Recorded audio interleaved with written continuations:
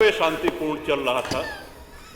एक हिंदू होने के नाते, एक सनातनी होने के नाते माननीय अध्यक्ष जी, हम तो ये कहते हैं कि न्यायालय किसी भी मंदिर पर सर्वे का अगर कोई आदेश करती है तो मैं नहीं समझता कि किसी भी सनातनी, किसी भी हिंदू को कोई आपत्ति होगी।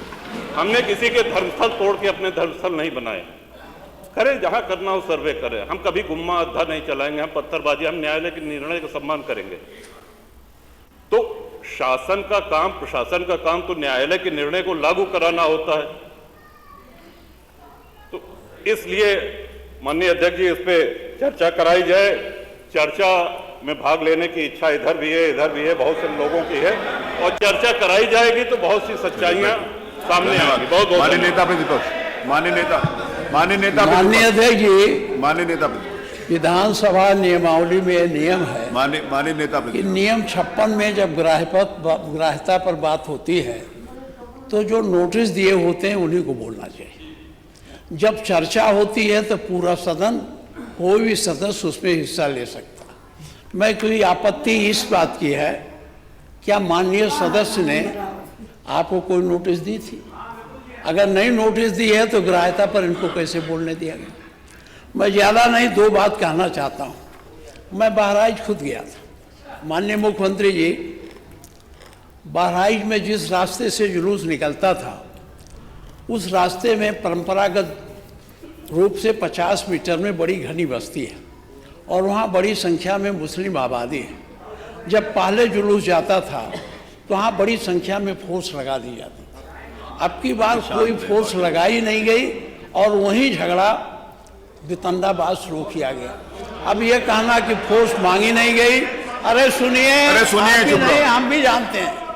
अरे शांत प्लीज। वहाँ के थानाध्यक्ष ने पुलिस अधीक्षक को चिट्ठी लिखा था, थाना हरजी क्षेत्र में हर वर्ष की भांति इस वर्ष भी दशहरा हर्षोल्लास से मनाया जाएगा, जिसको सकुशल संपन्न कराने हेतु अतिरिक्त पुलिस बल की मांग हेतु प्रत्यावेदन।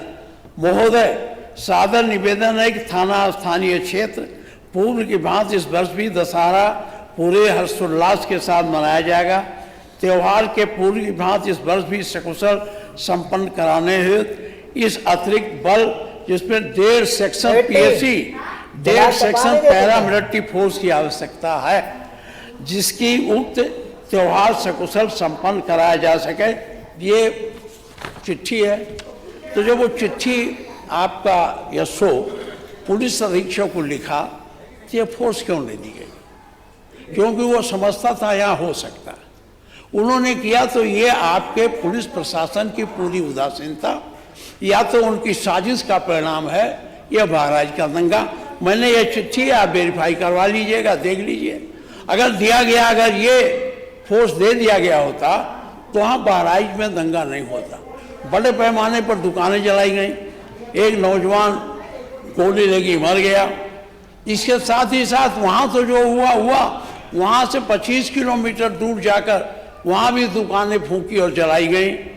एक अनूप शुक्ला है, उनका पूरा वही जला दिया गया।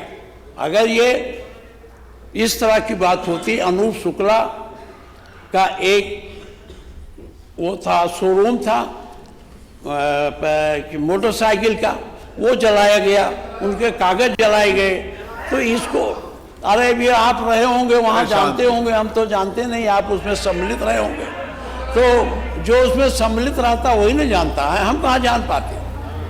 तो इसलिए मैं एक बात ये मुझे कहना था, इसकी जांच आप जरूर करवाइए। क्या पुलिस अधीक्षक के स्तर पर ये अगर गलती हुई, जिसमें 50 तमाम लोग, 7 लोग जेल में हैं, कितने लोग भागे हैं, 10 बस भागे हैं, वो इस भय को भी दूर करिए। यहाँ एक बात और कहना चाहूँगा, मुख्यमंत्री जी, हमेशा चलेगा। जब एक्ट पास हो गया था तो एक्ट में सुप्रीम कोर्ट में जब पिटीशन गया तो चीफ जस्टिस ने सर्वे की बात कर दी, और आप जानते थे इस सर्वे से अनावश्यक विवाद पैदा होगा, तो सरकार को इसकी पुनरीक्षण याचिका दायर करनी चाहिए थी सुप्रीम कोर्ट में, जो नहीं हुई। अच्छा, ये जानते हुए कि सर्वे के बावजूद एक्ट के अनुसार उसका कोई रूप नहीं बदला जा सकता, मस्जिद को मंदिर नहीं बनाया जा सकता, मंदिर को मस्जिद नहीं बनाया जा सकता। ये उस एक्ट में प्रावधानित है। तो सर्वे का क्या मतलब है? सर्वे कराने का मतलब है सांप्रदायिक भावना को चोट पहुंचाना और जो हमारी समरसता है उसको बिगाड़ना। आज हम कहाँ खड़े हैं? जिस बुद्ध की धरा से दया और करुणा का संदेश गया हो, जिस उत्तर प्रदेश की धरा से वसुधैव कुटुंबकम का नारा निकला हो, आज वहीं अपने निवासियों के साथ क्या हो रहा है? कितने भेदभाव हो रहे हैं? इसको कौन देखेगा? सनातन धर्म के पैरोकार लोग, सब लोग रोज इस बात को करते हैं, लेकिन आज ये क्यों हो रहा है? मैं आपसे निवेदन करता हूं कि मैं बहुत ज़्यादा हमारी घटनाओं पर बात हो गई। एक तो बहराइच की, दूसरी ये अब तो सुप्रीम कोर्ट ने प्रतिबंध लगा दिया, नहीं होगा, लेकिन इसकी उच्च स्तरीय जांच बहराइच की भी आपको करानी चाहिए। बहराइच केवल अधिकारियों के जांच पर न जाइए। आप तो विपक्ष में भी रहे हैं, ये अधिकारी, तब आप इनकी भी आलोचना करते रहे हैं। अब आप सरकार में हैं तो इनकी बातें सुन लेते हैं। ये कैसी रिपोर्ट देते हैं, कैसे आपको गुमराह करते हैं, कैसे शासन को इधर से उधर करने की बात करते हैं। इससे सावधानी पूर्वक आपसे मेरा निवेदन है। संभल भी उच्च स्तरीय जांच तो आपने बना दिया, कमेटी बना दी है। अब मैं अच्छा, ये आपने कहा मंदिर मिल गया, तो मंदिर तो अच्छी बात है, मिल गया, पहले से था, कौन नयापन आ गया? ये हुआ कि उस मंदिर का ताला खोल के आपने पुजारी बैठा दिया, पूजा हो। तो मंदिर का तो कोई विरोधी है नहीं, हर आदमी का। हमारे घर पर भी मंदिर है, हमारे घर के सामने बड़ा नहीं छोटा सा ही है, रोज उसमें जल चढ़ाया जाता है, हर हिंदू के घर पर होता है। जो कोई पुरातत्ववेत्ता ने खोद के तो निकाला नहीं है कि बड़ी प्राचीन मंदिर को निकाला। इसको लेकर इतना चल रहा है, मंदिर मिल गया, मंदिर मिल गया। अरे मंदिर था ही, मिला क्या? मंदिर था। इसलिए मैं आपसे आग्रह करूंगा, इस उत्तर प्रदेश की धरा को आप सांप्रदायिकता के आग में जाने से बचाइए। अगर ये सांप्रदायिकता की आग भड़की तो पूरा उत्तर प्रदेश यानी पूरा हिंदुस्तान में एक ऐसी स्थिति पैदा होगी जो हमारी समरसता है, जो हमारा हिंदू मुसलमान का भाईचारा है, वो टूटेगा। और जब वो टूटेगा तो अच्छी स्थिति नहीं बनेगी। इसलिए मैं आपसे आग्रह करता हूं कि आप इन दोनों घटनाओं का, आपने वहां तो, अब नहीं जानता, कमीशन ऑफ इंक्वायरी एक्ट के अंतर्गत उसे आपने जारी किया है। अगर कमीशन ऑफ इंक्वायरी एक्ट के अंतर्गत हुआ है तब तो जांच रिपोर्ट सदन के पटल पर आएगी। अगर कमीशन ऑफ इंक्वायरी एक्ट के अंतर्गत आपने जांच नहीं बैठाई है, सदन के पटल पर नहीं आएगी।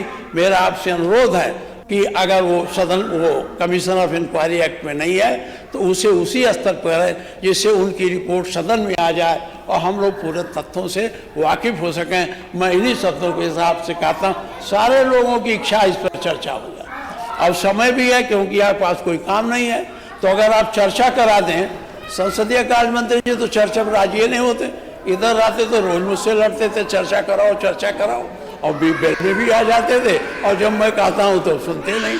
मैं इसीलिए चर्चा की। अध्यक्ष महोदय, ये जो विषय उठा है मान्यवर,